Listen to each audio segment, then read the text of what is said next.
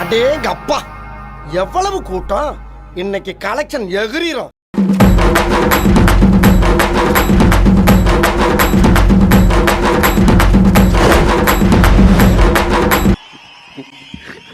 யாரு வேட்பாளர்னு தெரியாது. இப்ப அதை தெரிஞ்சு நீ என்ன பண்ண போற? என்ன சொல்றான்னு தெரியாது. அவன் வேலை செஞ்சாலும் தெரியாது. உனக்கு அதுக்கு என்ன சம்பந்தம்? கடைசியா வென்றவர் இவர் தான் வேட்பாளரா? விளங்கிரும்டா நாடு. டே, தலைவர் எப்படி இருந்தா உனக்கு என்ன? உன் வேலை என்ன? இதுக்கு Marx, Lenin, Engels, Ingersoll, Socrates, Plato, Aristotle, புத்தன், Phule, Ambedkar, Fidel Castro, Che Guevara, Bhagat Singh, Valluvan, Kamban, Kapilan, Ilango எல்லாம் பாரதி, பாரதிதாசன், பெருஞ்சித்திரனார். ஒரு இளவும் தேவையில்லை.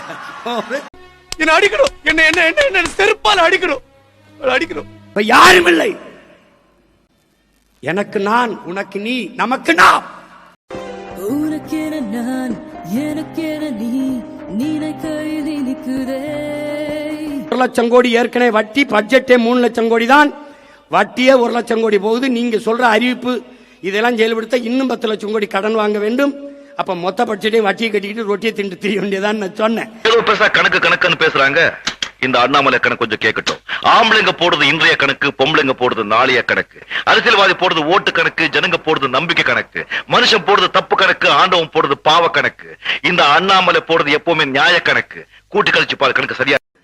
நான் பாட்டுக்கு படம் எடுத்து ஏதோ வருஷத்துக்கு ஒரு 2 படத்தை எடுத்து பிடிச்சி நடிச்சு கிடிச்சு பழத்திட்டு இருந்திருப்பேன். என்னைய கூட்டி கொண்டு வச்சு மண்டைய கழுவி ஏன் அறிவிக்கலாம் துபாயில சேக்கு கீழே பெட்ரோல் கிணறுக்கு பிளான் முறைகளை பார்த்துருந்து வச்சுக்க, இன்னொரு கோடி சொன்னா இருப்பா. இப்பதான் திமுகவுக்கு தெரியும் காங்கிரஸ் எவ்வளவு பெரிய ஈனப்பய, துரோகப்பய. அப்படி இன்னைக்கு தானே திமுகவுக்கு தெரியும்.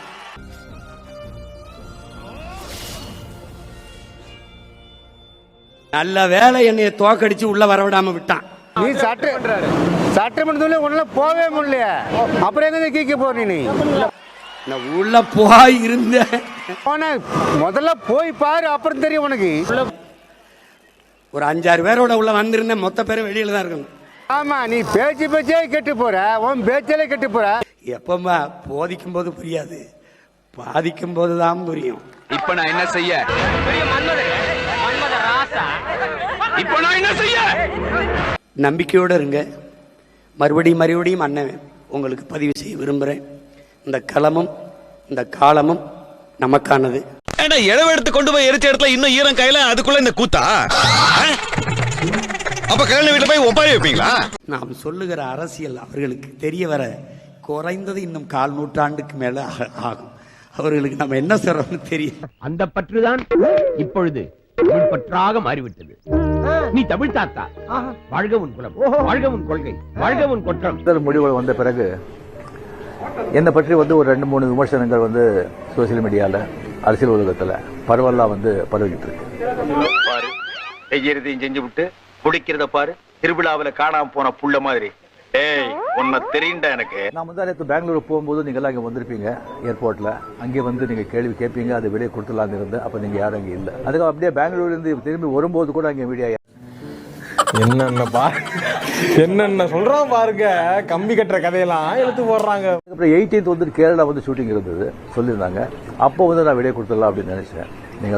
நீங்க அங்க வரலன்னா கூட முதல்ல சொல்லிட்டு அங்க வர சொல்லி. இன்னும் என்ன நீ பைத்தியக்காரனாவே நினைச்சிட்டு இருக்கிறல? ஃபர்ஸ்ட் தேர்தல் முடிவுகள் வந்த உடனே நான் ஸ்டாலின் சாரை போய் பார்த்தது. அது கொஞ்சம் விமர்சனங்கள் வந்தது. இவருதான் மானஸ்தன். வணக்கம். மானஸ்தனா? மூஞ்சி பார்த்தா அப்படி தெரியலையே.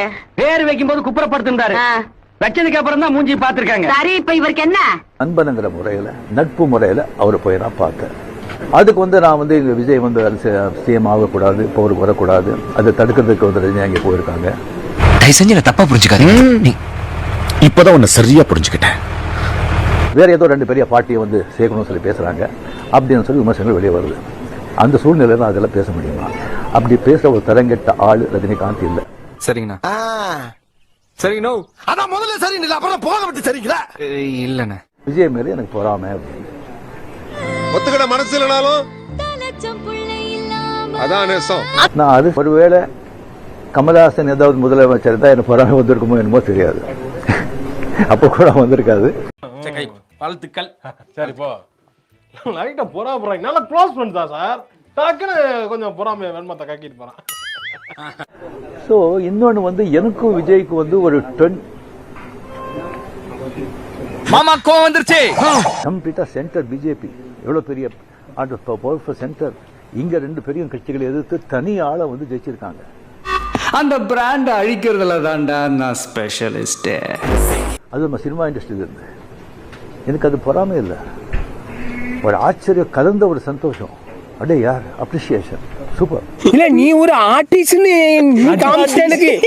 காமிச்சிட்ட 2 நாள்ல சொல்லக்கூடியது ஜோசியமா தான் இருக்க முடியும், 6 நாள்ல சொல்லக்கூடியது அப்படிதான் இருக்க முடியும், 15 நாள்லயும் அப்படிதான் இருக்க முடியும். அதான் ஒரு 6 மாசம் டைம் கொடுக்க வேண்டாம். புதியவர்கள் வந்திருக்காங்க நிறைய பேர், அதனால புதியவர்கள்ங்கிறது வந்து புதுசு கிடையாது. அரசியல் சுதந்திரம் இந்தியா கிடைச்ச போது எல்லாருமே புதிய மினிஸ்டர்.